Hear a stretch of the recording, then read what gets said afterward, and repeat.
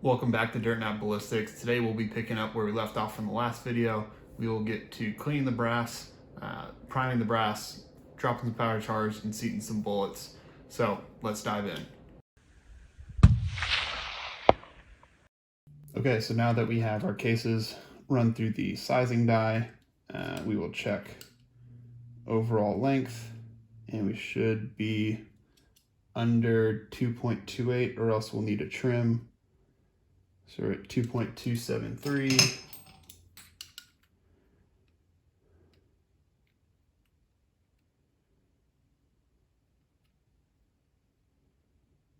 That one's also 2.273.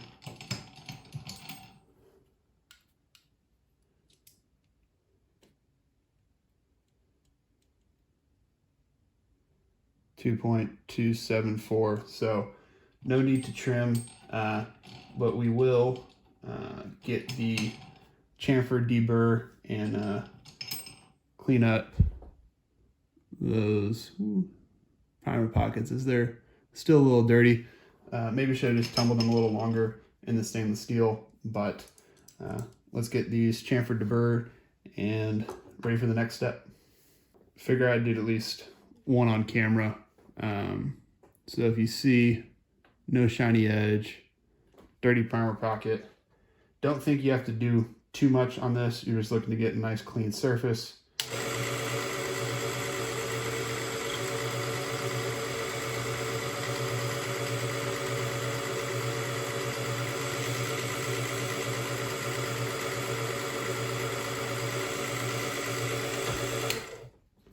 So now if we look, you can hopefully see nice new clean surface. I can definitely feel it with my fingertip, and much cleaner primer pocket. So we'll keep doing this for the remainder of the rounds and move from there.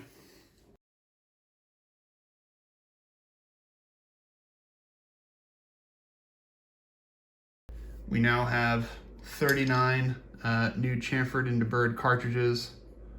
See the nice shiny clean edge. Went back into the primer pockets and cleaned them out a little bit more. Realized that I could probably spend a little bit more time and try to get them cleaned up. So now that we have gotten these all chamfered and deburred, we can move on to priming and then powder charges. Okay, so we have the FrankFord Arsenal hand primer. So it came shipped with the number 4 for the 7 PRC. We need the number 5 as well as the large rifle primer. It came with the small. To do that, you pop this out. There's a spring and priming rod in there. I forget the correct terminology they use, but a pretty simple change out. And then you just compress the spring, slide in your plate, and you're ready to prime. This is the seating depth adjustment for the primer. We'll start off towards the middle, and then we can go from there, feeling out the cases as we go. We'll load up probably just a couple of primers in here just to get used to it, considering first time priming, but let's see how this goes.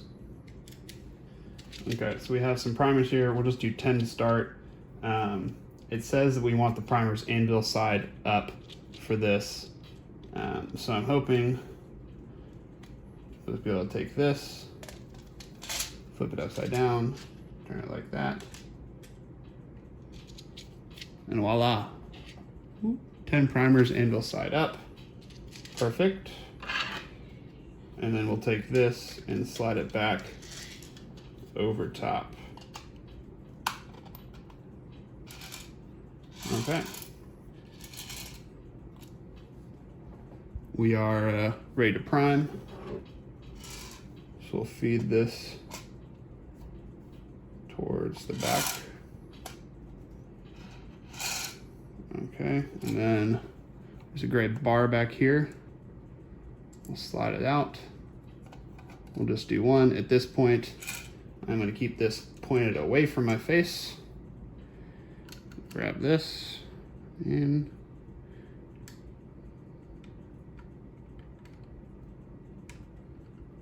that was a bad idea. There's no primer. Oh, nice.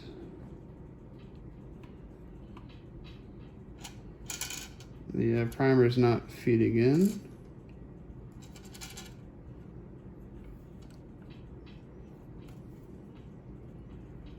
Not sure what's going on.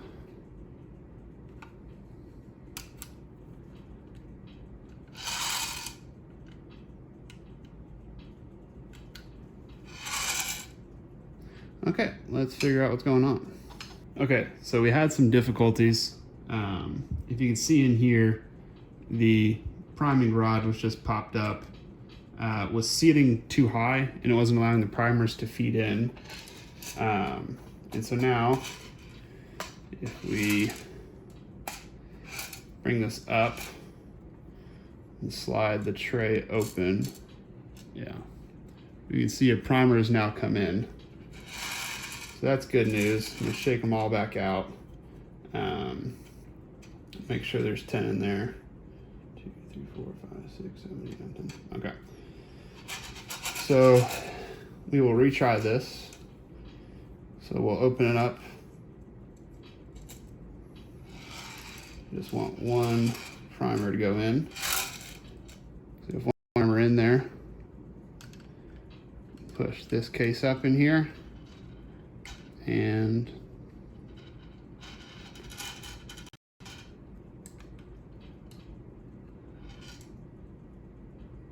definitely need to adjust the priming seating depth a lot more. Just working it bit by bit.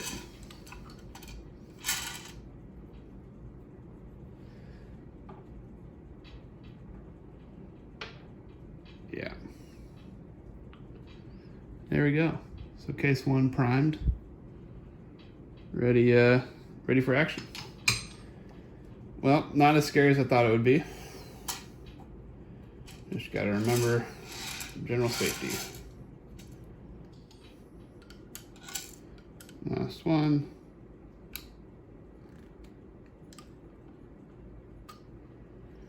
And we are primed. We'll put this down. Just do a quick field test. Cross them. Make sure that we're good.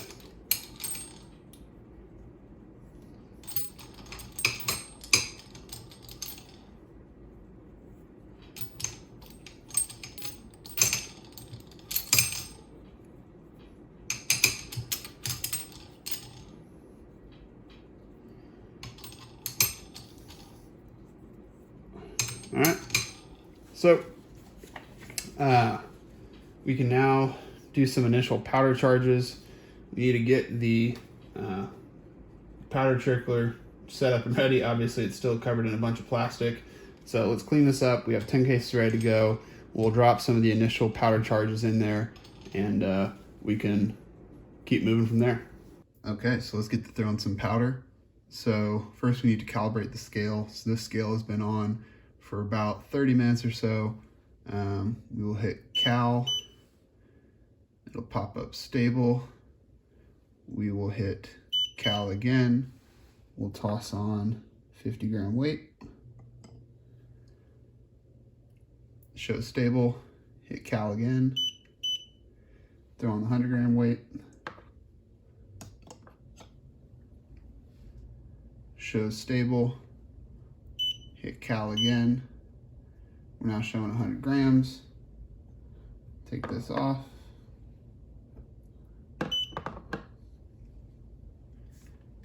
And put the pan on, it's showing stable again. And we will zero. So for this, we'll be loading H1000, just popped off the top. And so we'll pour some of this in here.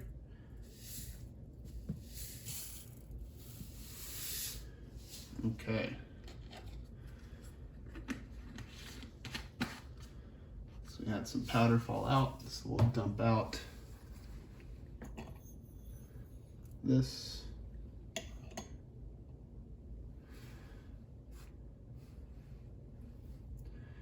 to 0. And so for our ladder test, we will be starting off with 63.5.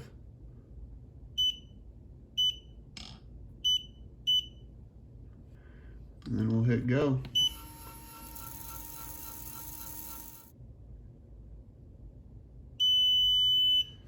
All right, so there we go, 63.5. We'll just do a couple charges on this. So we'll pour this back into the deal. And so it should be on auto, so once it gets stable, there we go.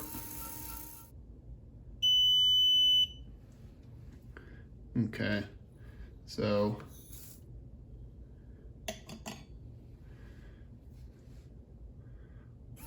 on this next one, we will load this up.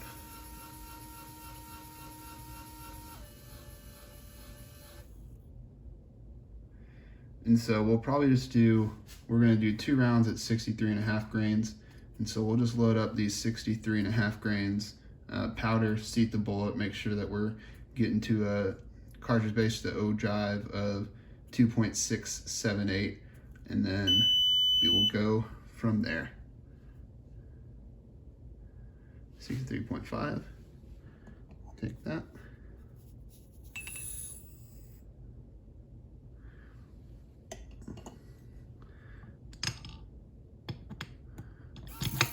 Move that to our next one. Alright.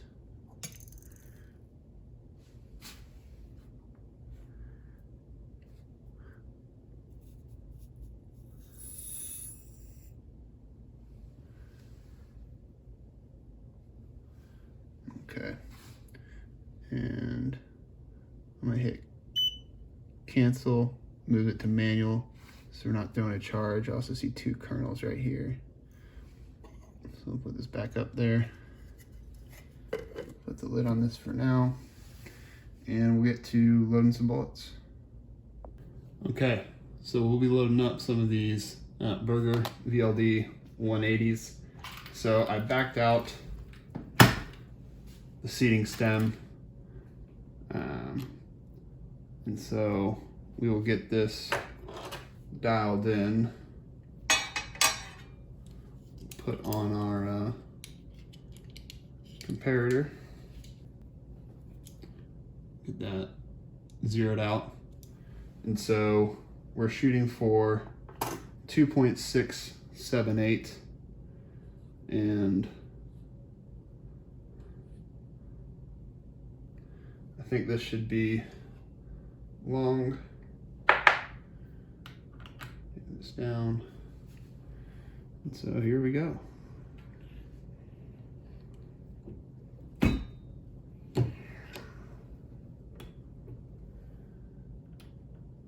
It's definitely long, but how long is it? So 2.738. So we'll do some math. 60 down. Okay, so we'll need to take the micrometer down 60. It's 1 full rotation, so we'll go down to 40.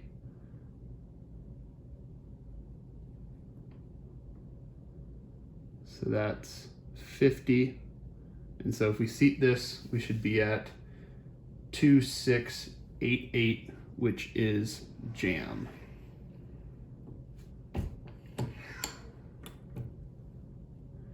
Or at least that's what I'm hoping.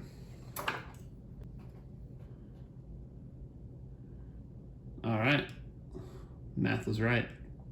So we'll take this down another 10, and then that will be our seating depth. So 5, 10, and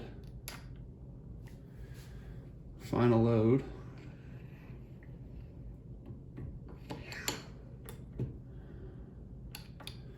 Show me 2.678.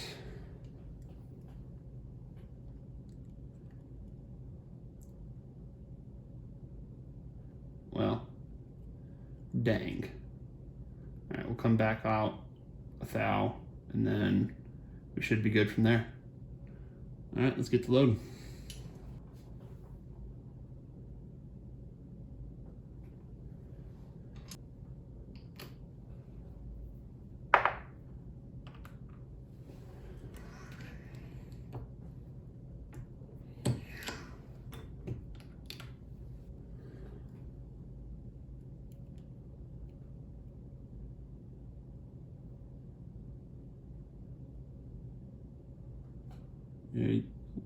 There you go, 2.678.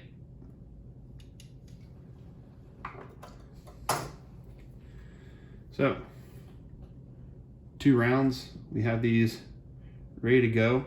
This will be the 63.5 charge weight, and we'll go up 2 more at 64, 2 at 65, and then 3 at 65, 65.5, 66, and 66.5. We'll need to prime a couple more cases, but we can do that on the time lapse.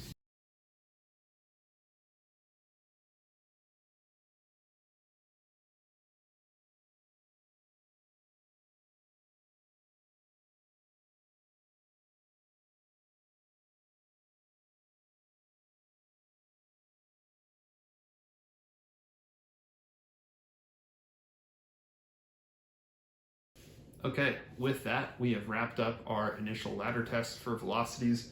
We have our 18 rounds loaded up here, working up from 63.5 up to 66.5.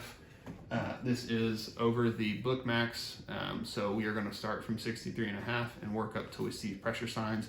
Really trying to be safe here, not trying to push pressure, trying to focus on standard deviation and extreme spread. It'd be great to get velocity, but not willing to risk safety to do that. For the experience on reloading, overall I thought it went pretty well. The Forster coax was really nice. I really appreciate the self-aligning jaws that capture the round.